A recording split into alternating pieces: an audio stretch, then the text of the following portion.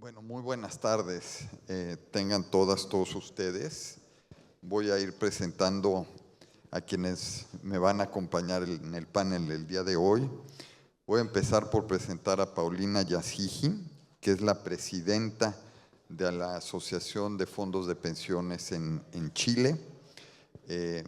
Después voy a presentar a Diego Valero, que es presidente de Novaster. Allí está también Juan Hernández, que es el jefe para Latinoamérica de Vanguard.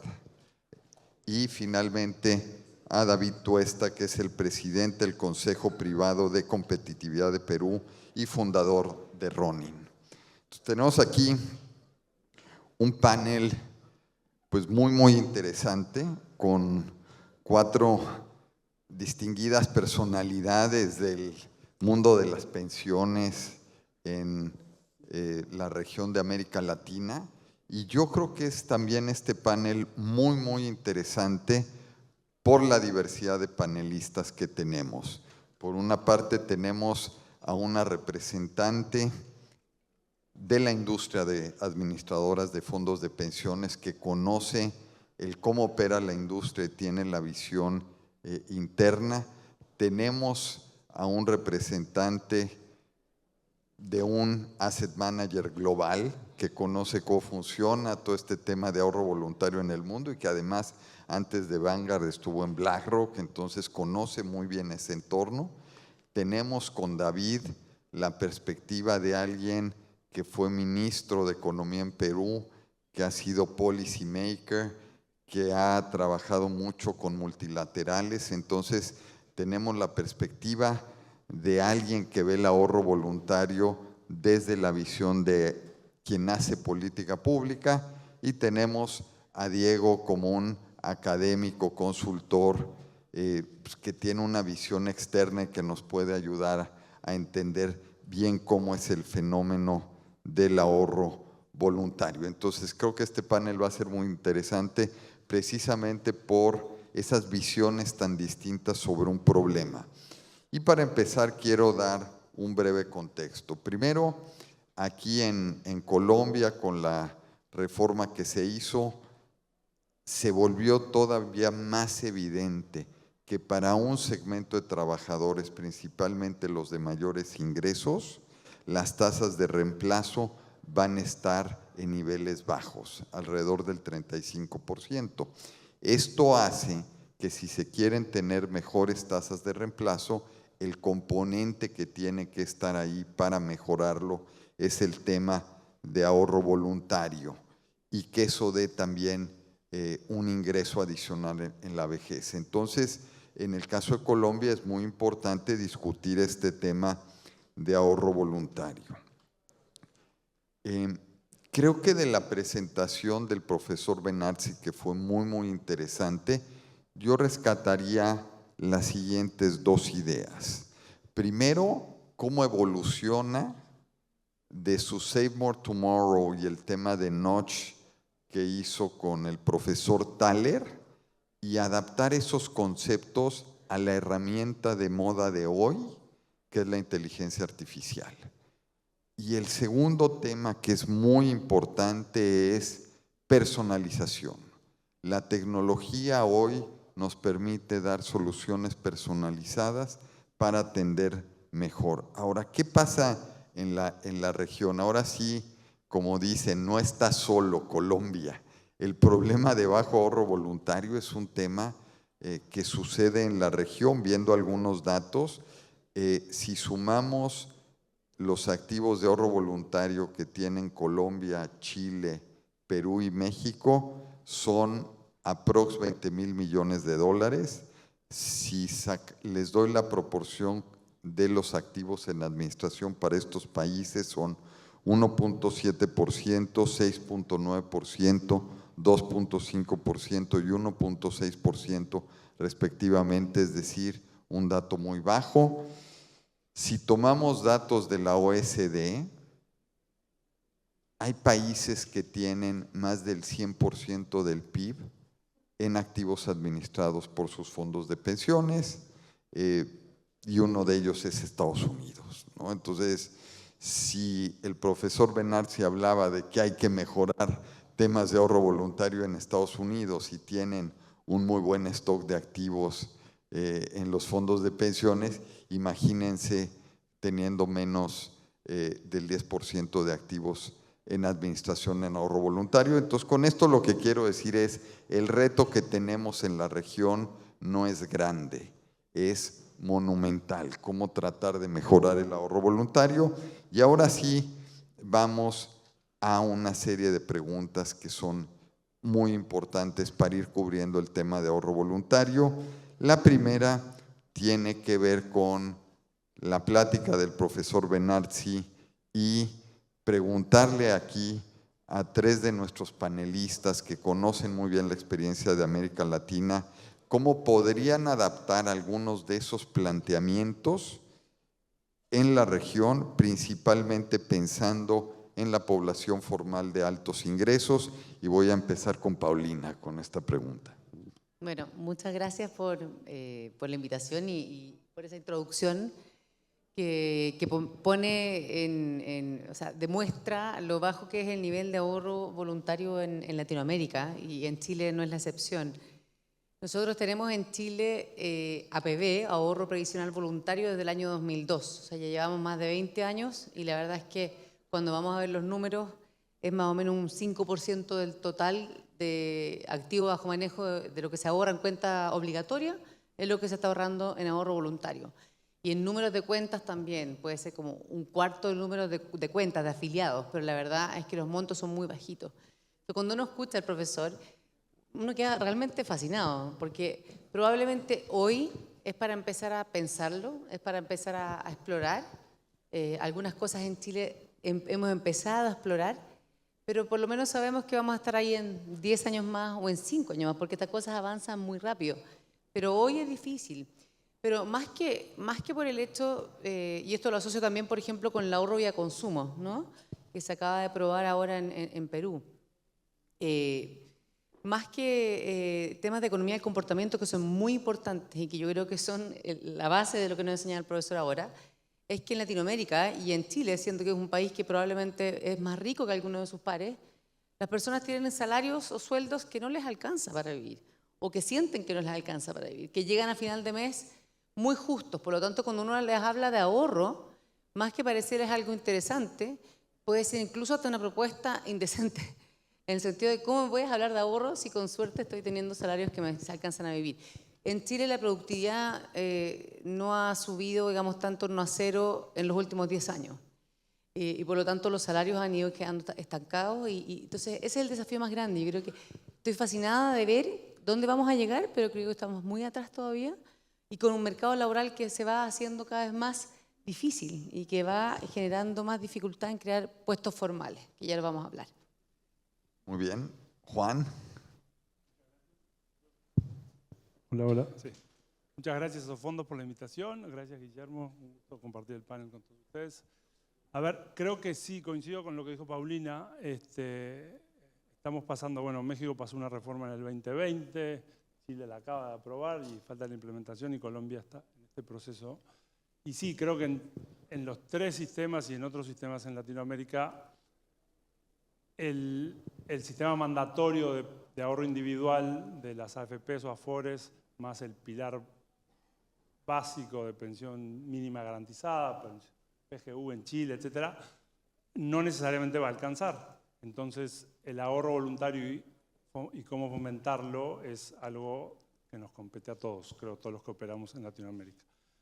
Vamos a hablar más en concreto después de qué podemos hacer aquí en Colombia, pero reflexionando sobre lo que dijo el profesor, creo que sí, que estos nudges o estímulos de economía conductual que él hace referencia, creo que son muy poderosos.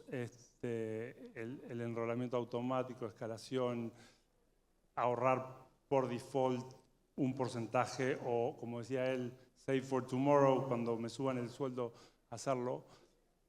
Pero sí, en Latinoamérica no tenemos sí tenemos cultura de ahorro. Nosotros hicimos un estudio en México y hay conciencia de ahorro pese a los ingresos bajos.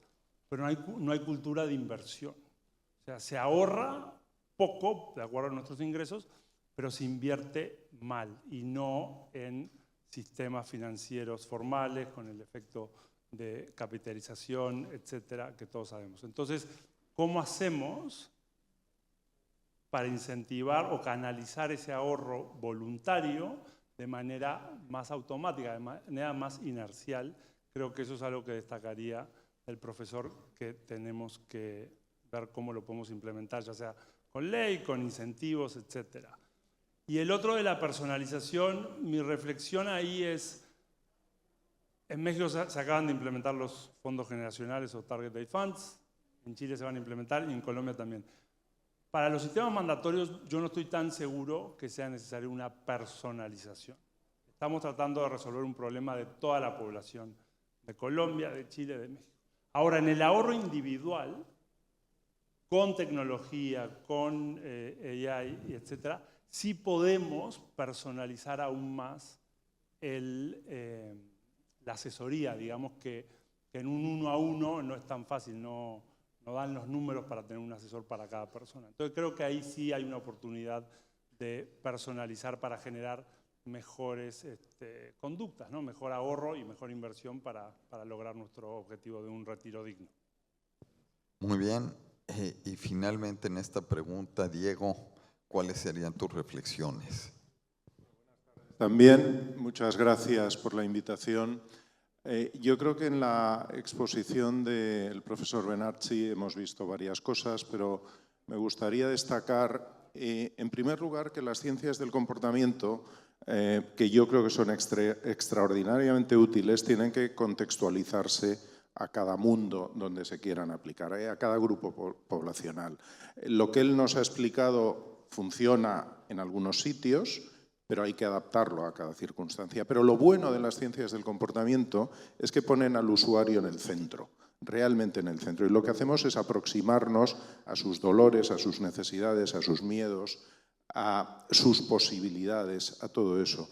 Entonces, las ciencias del comportamiento y la economía del comportamiento en particular, lo que sí se demuestra en el mundo donde se va aplicando todo esto es que realmente mueve la aguja. Es lo que hace que realmente se cambie. ¿Pero por qué?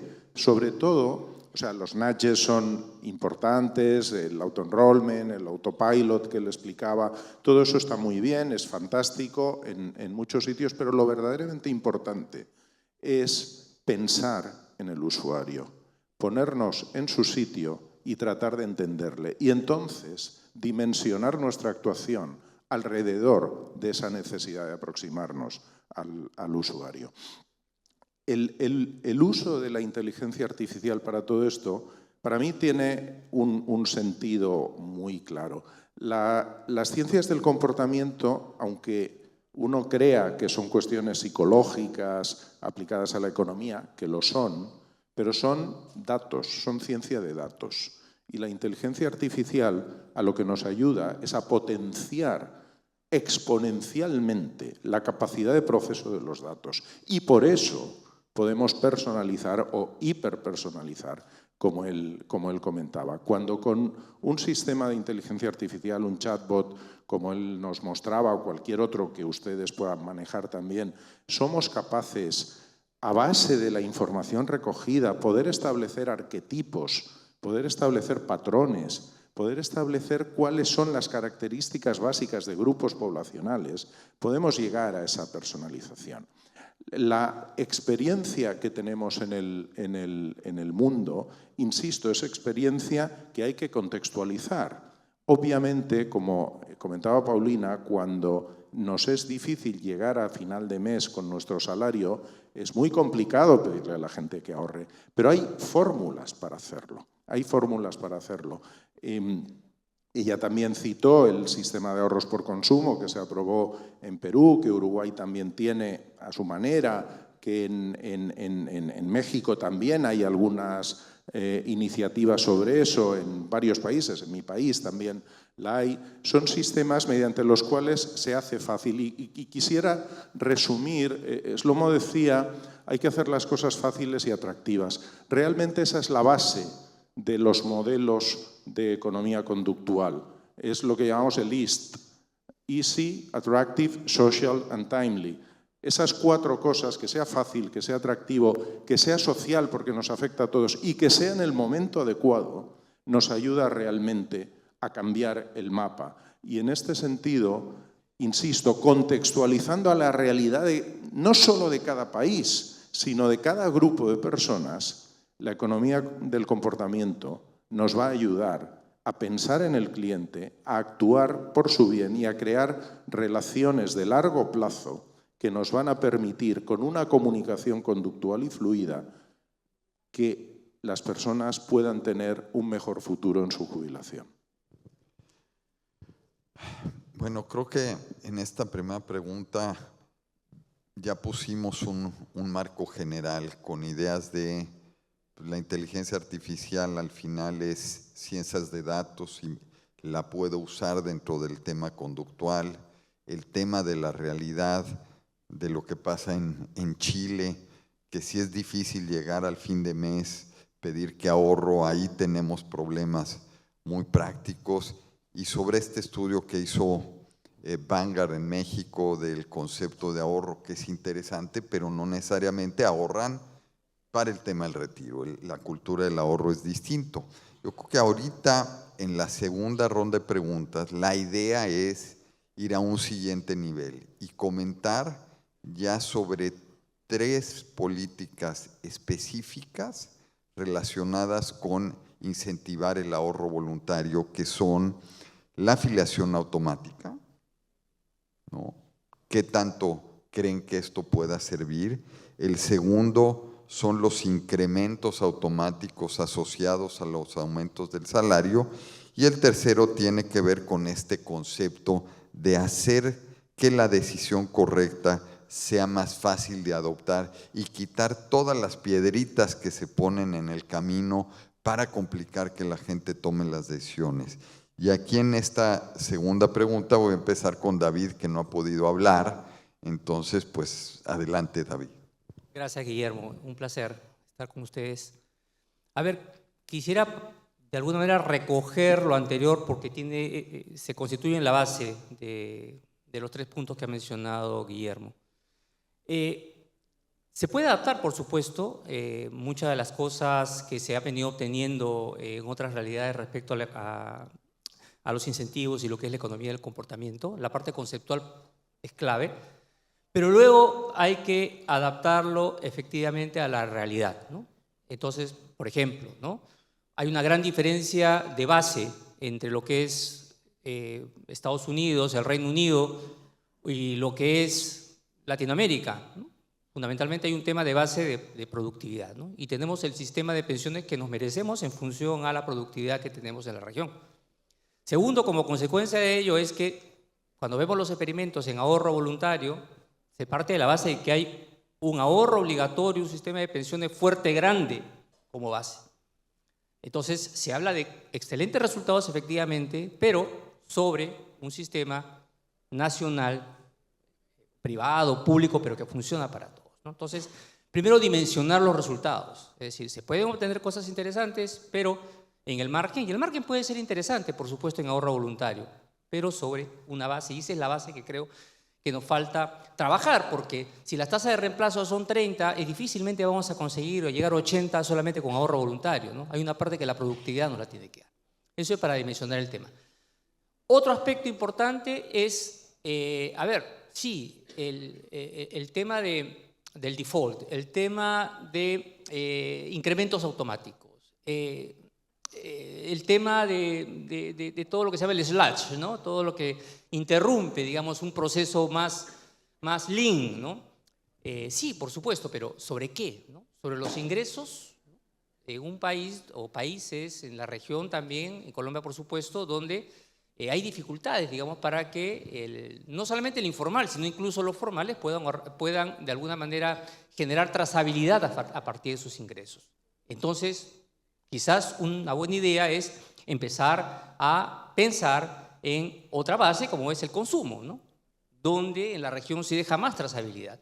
Entonces sí podríamos pensar, por ejemplo, en establecer algún tipo de esquema opt-out, por ejemplo, respecto a las compras. En Perú, por ejemplo, se ha incorporado el tema del IVA hoy está como un subsidio, ¿no? Es decir, si tú compras te devuelven un 1% del IVA, que no es poco. Pero claro, la idea es que esto vaya transitando luego, que las personas puedan también poner un porcentaje adicional. Esa sería la idea, ¿no? Y que el subsidio vaya reduciéndose. Eso podría funcionar. Temas como, por ejemplo, cargar también el opt-out a consumos de alto tránsito, ¿no? Como pueden ser luz, telefonía móvil, internet, etcétera, que lo planteó la Comisión de Reforma en el año 2017 en Perú. Diego comentó el tema del IVA en Uruguay, que ya se utiliza para el tema bancario, ¿no? Se incorporó en la reforma de pensiones, que lamentablemente no salió tan bien, para que un porcentaje del IVA vaya directamente al ahorro de pensión. Entonces, tienen que buscar de repente esquemas más por ese lado para que puedan empezar a tener resultados. Y el otro tema también es, bueno, hablando justamente de la personalización que señalaba el profesor Benartzi, ¿no? Por ejemplo, en el tema de inteligencia artificial, yo quiero, de alguna manera, ilusionar, ¿no? Llevar al afiliado o al trabajador a un determinado objetivo. En este caso, estamos hablando de ahorrar para pensión. Y hablando de la personalización, uno cabría pensar, ¿no? Si para un país emergente, con una clase media que gana poco y con pocos, y los que llamamos ricos no son tan ricos, si es que su ilusión de Save More Tomorrow es para ahorrar en pensión. Porque quizás lo que existe en nuestros países es que estamos en un proceso de acumulación de capital que aún no acabamos, ¿no? De capital y de bienestar, ¿no? Para mí es mucho más importante tener la casa que aún no tengo hoy, antes que ponerme a pensar en pensiones. Para un emprendedor, para mí es mucho más importante tener esta pequeña inversión que me va a ayudar justamente a ahorrar antes que tener pensión. Primero tengo que ahorrar, tener esa base sobre la cual ahorrar para recién empezar a pensar en pensiones, ¿no? Entonces también innovar en pensiones significa empezar a analizar, entender cuáles son las necesidades que tiene la población. Ahorro para pensión seguro, pero está seguramente en un nivel más bajo respecto a otro tipo de necesidades. Entonces, para ese tipo de cosas que ya se están haciendo en algunas partes del mundo en el ámbito experimental, se está trabajando en África. Tengo la oportunidad de trabajar hace algunos años, digamos, en Kenia, justamente sobre esos temas de generar esquemas de ahorros múltiples, no solamente para pensiones, para enganchar a la gente.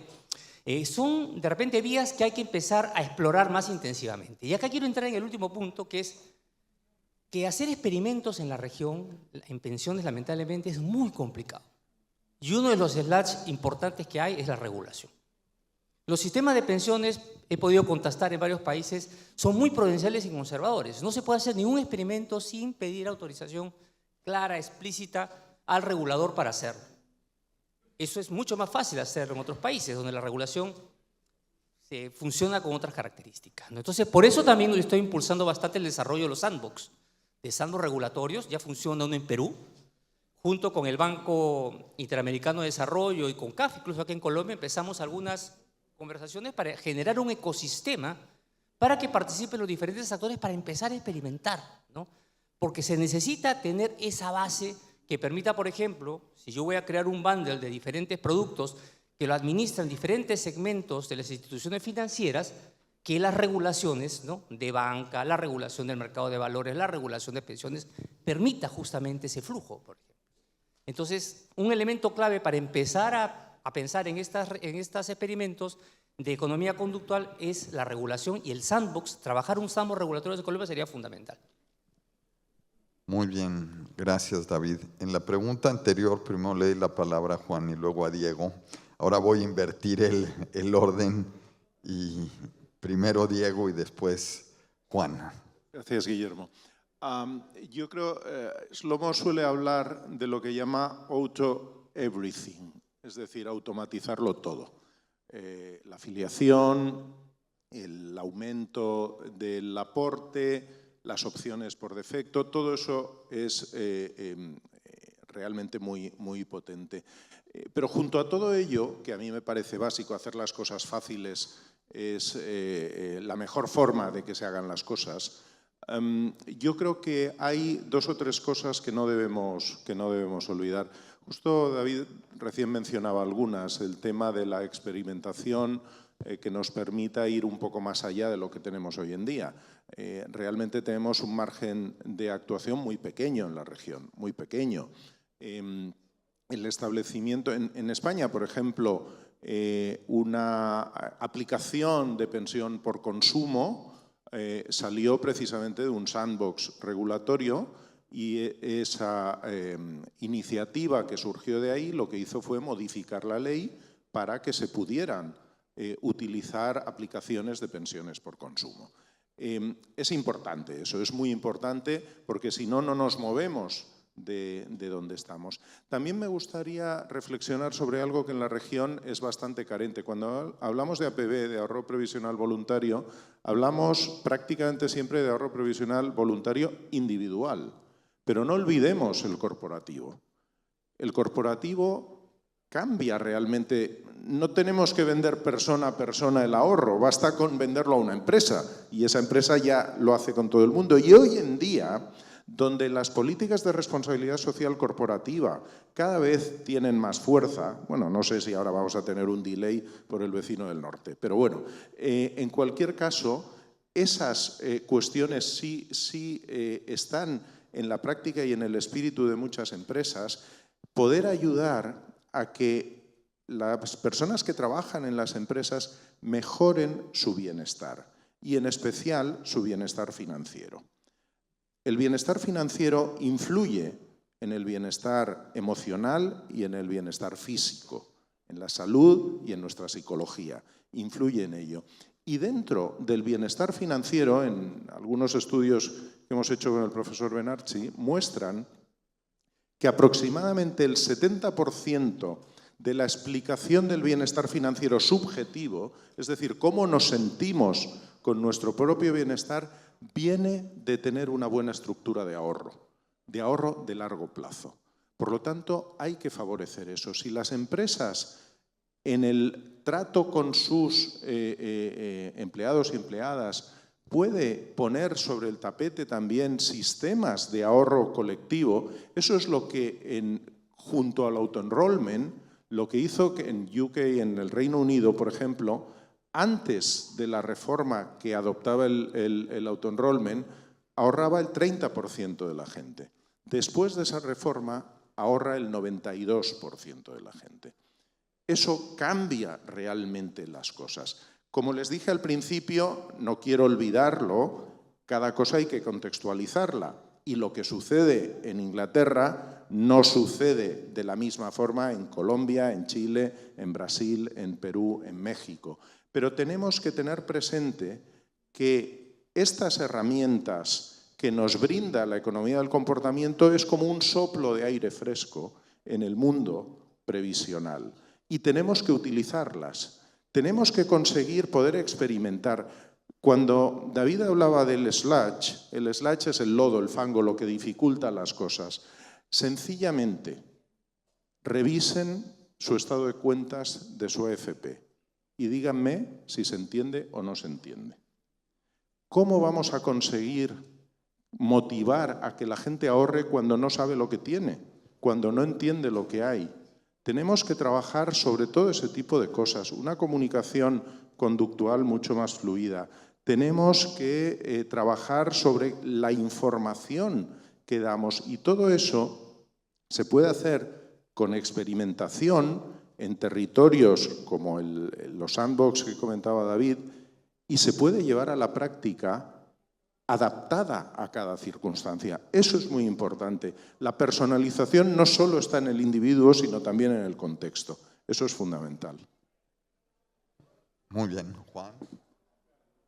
Y qué bueno, Diego, que menciones lo del ahorro a través de las empresas. Yo creo que sí, cuando hablamos de ahorro voluntario, no necesariamente tiene que ser uno a uno, sino también vía las empresas. En México hay un sistema de pensiones privado que vale 30.000 millones de dólares, la mitad es contribución definida, en Brasil también. Entonces creo que ahí es importante no solo el individuo, sino vía las empresas.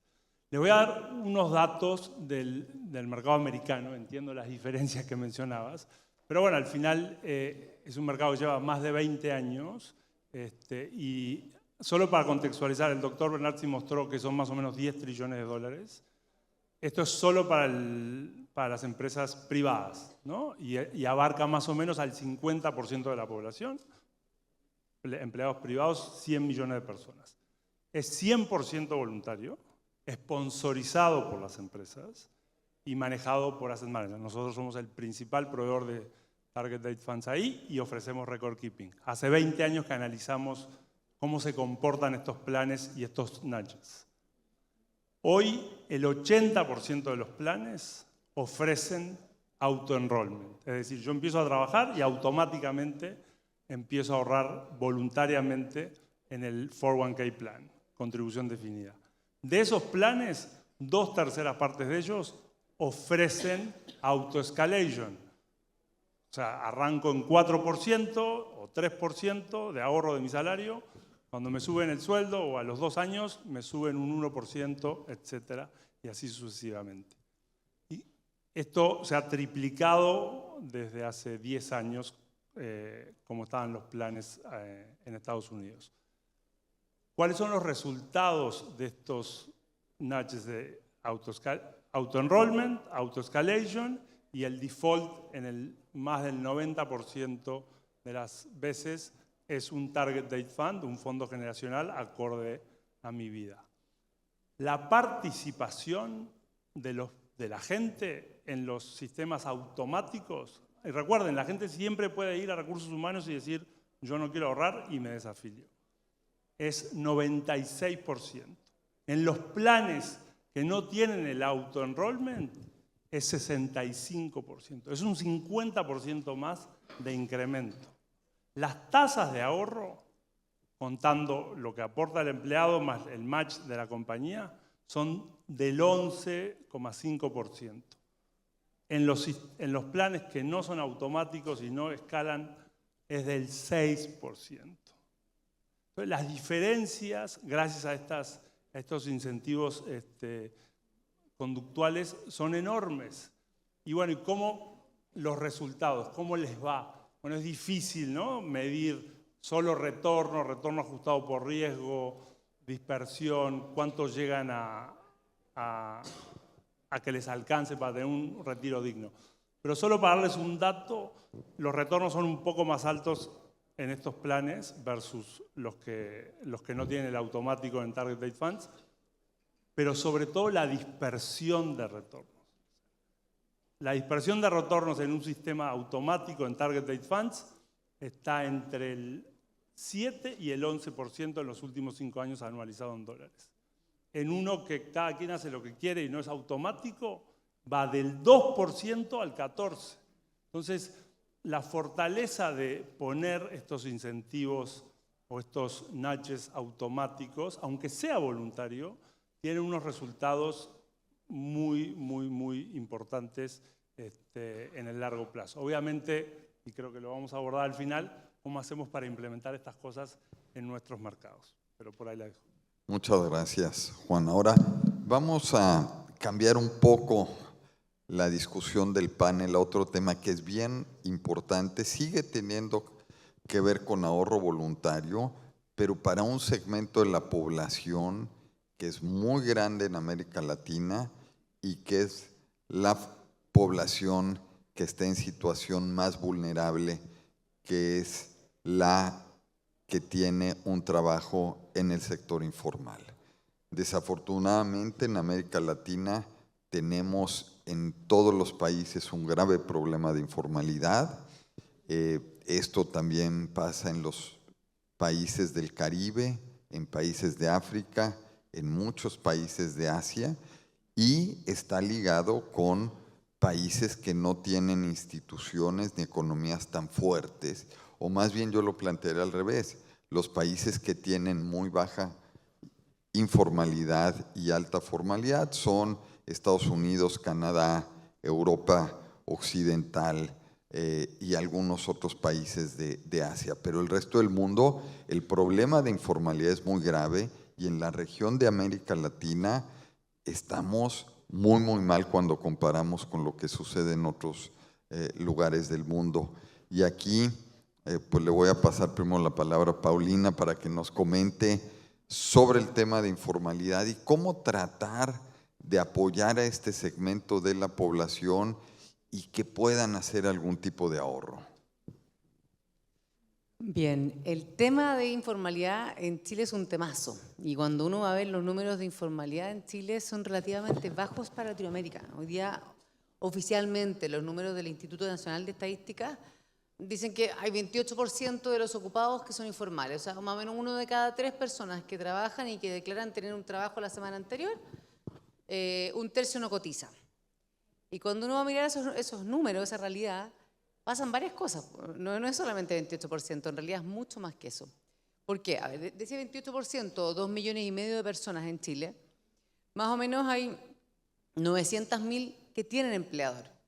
O sea, hay personas que tienen una relación laboral, que tienen un empleador. De hecho, de esos 800.000, más o menos un cuarto, dicen ser empleados públicos. O trabajan para municipalidades y aún así que no cotizan o que no se les cotiza. ¿Ya? Entonces, tenemos un grave problema en que tenemos 2,5 millones de informales, entre los cuales más o menos 1 millón tienen empleados. O sea, eso es completamente ilegal. Tienen una relación laboral, deberían tener un contrato y por lo tanto se les debería cotizar y deberían estar ahorrando para su pensión y pagando su seguridad social. Y hay más o menos 1,3 millones, 1.400.000 personas que trabajan por cuenta propia. ¿Y quiénes son los cuentas propias? Los que trabajan por su cuenta y que hay desde recién el año 2019, estuvimos 10 años debatiendo la ley, los que emiten boleta en horario, o sea, los más formales dentro de los independientes, están obligados a cotizar y ni siquiera están cotizando la totalidad. Y el resto no se les exige. Por ejemplo, yo soy dueño de un emprendimiento, llego a fin de mes, retiro utilidades, estoy bajo la ley, estoy frente al servicio de impuesto interno, estoy súper en orden, pero no estoy obligado a cotizarme ni a contratarme, por lo tanto, no cotizo. Mucha gente dice, de ahí veo, después veo, yo veré cómo lo hago, yo tengo mis ahorros por aquí y por allá, pero claro, quizá un ahorro para un crédito, o sea, para pagar un consumo, para pagar el colegio de los hijos, pero no para la pensión. Entonces, tenemos un tema ahí que tenemos esos 2,5 millones de personas que no tienen una relación laboral. Entonces, muchas de las soluciones que hablamos antes, el ahorro previsional voluntario colectivo, que en Chile prácticamente no ha volado, hay muy poco, no están los incentivos, y todas las otras soluciones son normalmente para personas que tienen un trabajo más estable, con un ingreso más estable, un empleador, un computador donde me siento a trabajar todos los días. Pero la persona que anda en la calle, puede ser en comercio informal o incluso un trabajo formal pero no cotizando, ¿qué hacemos con esas personas? En Chile además existen casi 3 millones de personas que están en edad de trabajar, que ni trabajan ni estudian. Entonces cuando en realidad vamos a mirar los números en Chile, de los 19 millones de personas que somos en Chile, tenemos más o menos 6 millones de personas que debieran cotizar y no lo hacen. Entonces, ¿cómo hacemos que esas personas que no están pagando para su seguridad social, o sea, no pagan para su salud, un seguro de accidentes, seguro de invalidez y sobrevivencia, pensión, piensen además en ahorrar en otros instrumentos? Es muy difícil. Y ahí también, bueno, ahí hay distintos elementos que se han ido aplicando. En la reforma de pensiones que se acaba de aprobar hay un montón de cosas grandes, pero pasaron un par de cositas chiquititas coladas entre medio que lo que intentan es incentivar el ahorro. Por ejemplo, que una persona que trabaja le pueda cotizar a otra persona, un tercero o un hijo, que antes se podía solo al cónyuge. O que yo pueda decirle a mi banco que me descuente de mi planilla todos los meses un poco para ahorrar. Pero todas esas cosas, la verdad, si no están los incentivos correctos, no pasa. Y esto es como, piénsenlo así como una escala de cosas, ¿cierto? Cuando es obligatorio absoluto y es un impuesto, bueno, es el impuesto. En el otro extremo está lo puramente voluntario. Y entre medio está todo, ¿cierto? Lo obligatorio, lo que te incentivo, lo que tiene este nudge que te llevo a. Y en toda esa escala hay un universo que es muy difícil de ir a incentivar o hacer que personas que tienen trabajos informales coticen. Yo creo que la micropensión, por ejemplo, que hay con Pinbox Solutions y con otras empresas en el mundo se ha ido aplicando en algunos países, o el ahorro vía consumo, es una buena solución, todos consumimos, pero cuesta que sea de otra forma, tipo ahorro voluntario, o llevarlo a estos incentivos que hablaba el profesor en la sesión anterior. Muy bien, muchas gracias, Paulina. David, tu reflexión en respecto al tema de informalidad y cómo tratar de llegar con ahorro voluntario a este segmento. Coincido mucho con lo mencionado por Paulina. Quizás algunos matices para añadir a la discusión, ¿no? Es importante tener bien mapeado, bien analizado las características de este que llamamos sector informal, que no es uno solo, ¿no?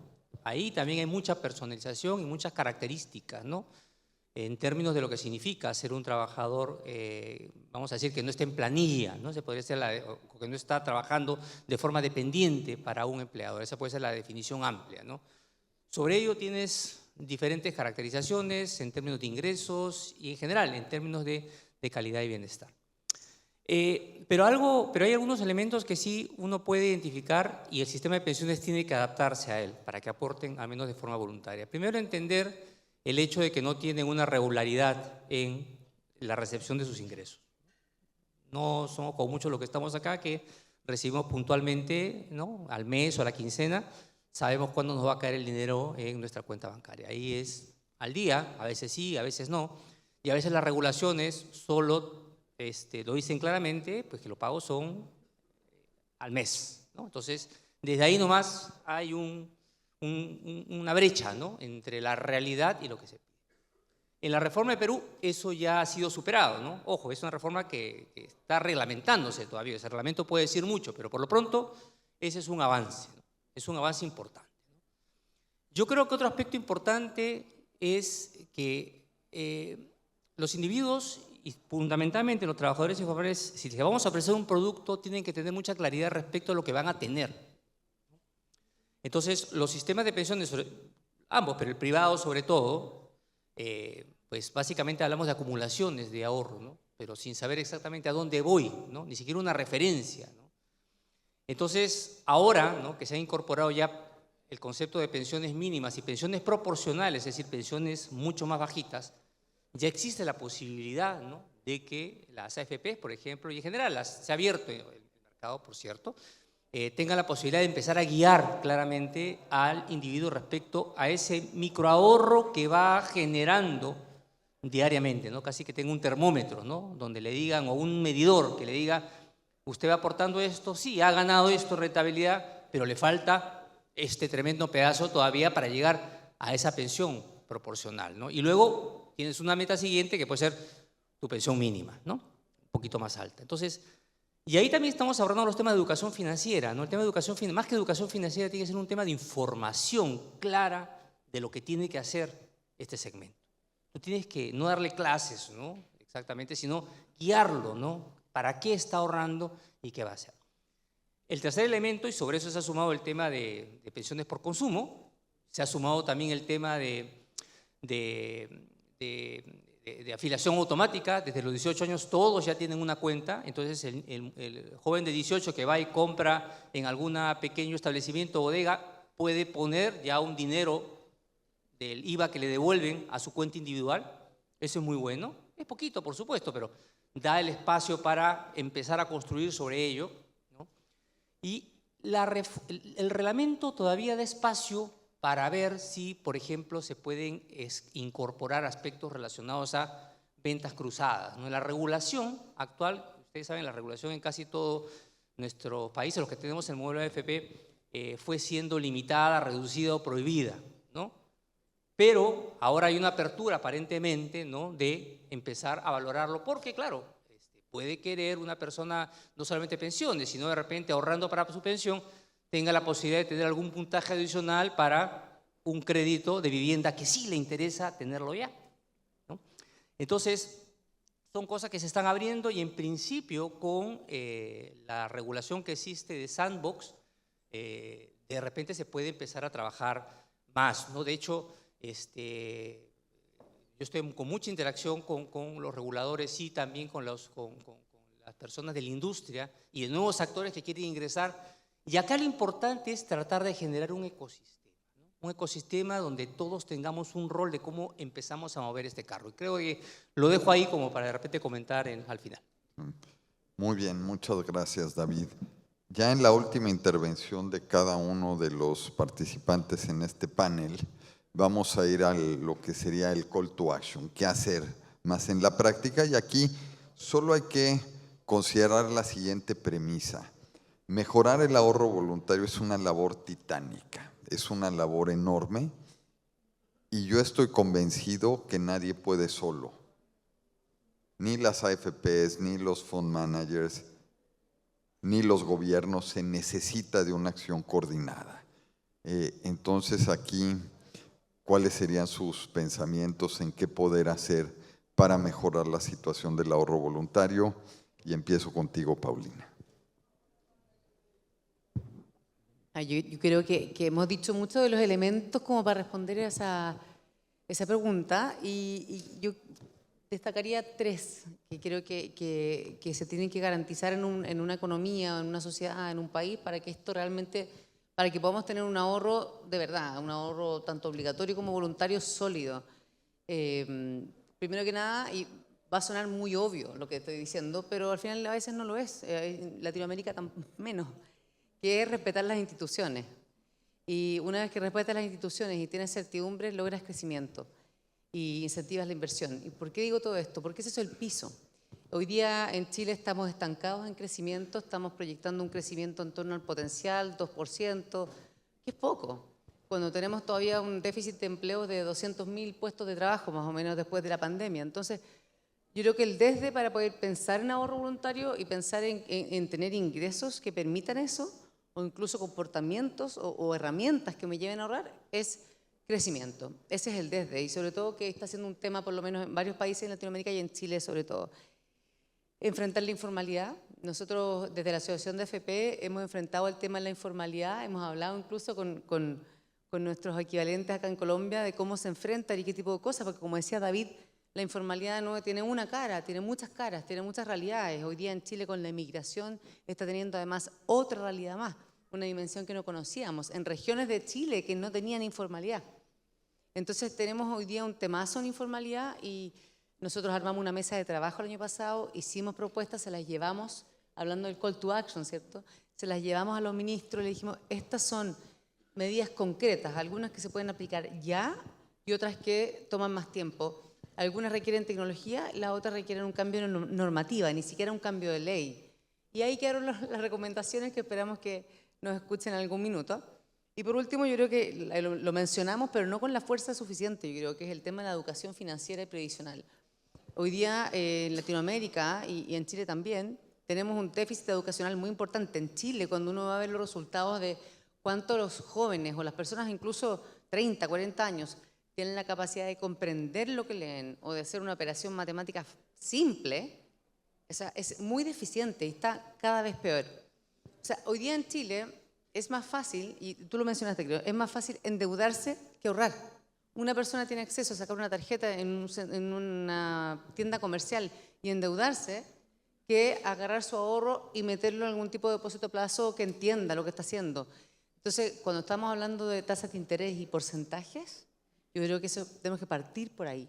Y la educación financiera es base. O sea, incluso estamos hablando desde los colegios, de las escuelas. Nosotros también, desde la Asociación de FP, tenemos muchos cursos que estamos haciéndolo a nivel escolar y está comprobado en el mundo. Ha habido experimentos incluso en Perú, otro en Italia, en Portugal, que la educación financiera temprana te cambia los comportamientos de ahorro para el resto de tu vida. Muy bien, muchas gracias, Juan.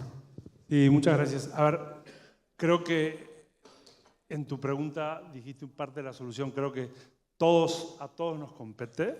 Y cuando me refiero a todos los actores privados, por ejemplo, voy a usar el caso de México, que ya llevamos 5 años de reforma y ahora estamos en pleno proceso de incentivar el ahorro voluntario. Tienes las AFORES, tienes los planes de pensión privado de empresas, que sí existen, y tienes las compañías de seguros, que también pueden ofrecer planes personales de retiro. Entonces, usar todos los canales. A ver, un ahorro voluntario, una reforma provisional, no va a resolver la informalidad de las economías. A las personas que trabajan en la calle y que tienen un puesto de tacos va a ser difícil. Pero hay otras personas de ingresos altos que no van a tener la tasa de reemplazo. Tú mencionaste, Paulina, los profesionales. En México pasa lo mismo. Los doctores, los contadores, los notarios no aportan. Entonces, ¿cómo captamos ese ahorro voluntario de todas esas personas?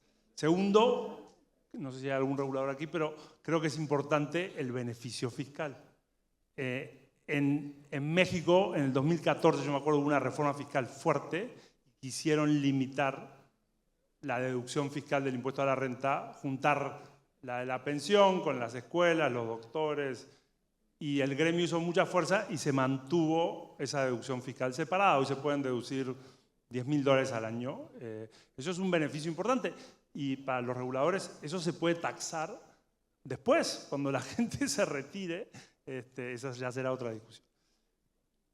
El segundo punto es portabilidad y reglas claras. Mientras sea ahorro para el retiro, las personas se cambian de trabajo, pasan de la formalidad a la informalidad. Bueno, por ejemplo, otro caso en México, las empresas quieren liquidarle el plan de pensiones y eso tiene un efecto fiscal y dejan de ahorrar a largo plazo porque no tienen tan claro que los puedan dejar en ese vehículo.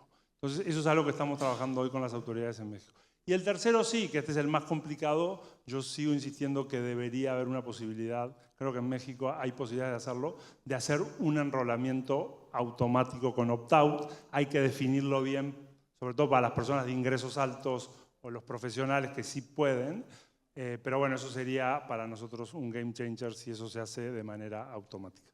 Muy bien, muchas gracias. David.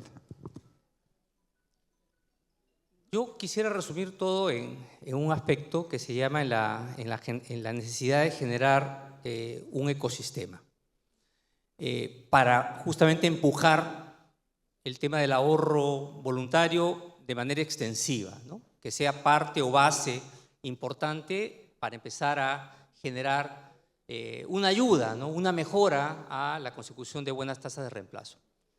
Citando, si quieren, al buen Dani Rodrik, acá lo que se requiere de alguna manera es tratar de solucionar eso que podría ser una falla de coordinación, ¿no?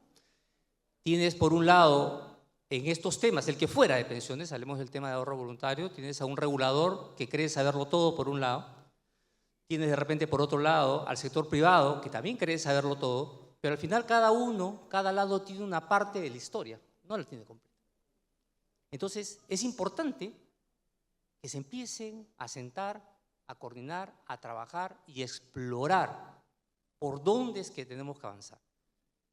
Tenemos que dar un paso para pensión de consumo. Perfecto, experimentemos. Permíteme experimentar. Dame esa flexibilidad dentro de un sandbox. Otro aspecto importante es a quién más incorporamos en el ecosistema, ¿no? Tenemos al regulador, a los que hacen la política pública, autoridad, tenemos al sector privado. Sería interesante también incorporar a la banca de desarrollo, al BID, a CAF, al Banco Mundial. Y podemos sumar a otros actores. Y de hecho ese ha sido un poco el esfuerzo justamente acá en esta silla estamos gente que ha estado trabajando justamente estos temas de tratar de cerrar la falla de coordinación. Recordará, Paulina, hemos ido a trabajar a Chile en algún momento con el propio superintendente, hicimos un evento en el cual estuvo también Diego, que nos ayudó y trajo a los reguladores y supervisores de Chile para contar la experiencia. Por acá está Kirsis, que es de la asociación, la presidenta de la Asociación de Pensiones de la República Dominicana, también nos ha estado apoyando en el tema. En su momento, también en el 2023, con CAF estuvimos conversando para trabajarlo con Santiago Montenegro cuando estaba por acá. En fin, ¿no? O sea, yo creo que hay posibilidad de generar ese esquema, ese acercamiento, creo que es muy importante. Si no, va a ser bien difícil, honestamente, de que cada quien de forma voluntarista quiera avanzar en estos temas. Diego. Sí, muy brevemente, porque veo que estamos ya fuera de tiempo. Me gustaría, aparte de todo lo que se ha comentado en este panel,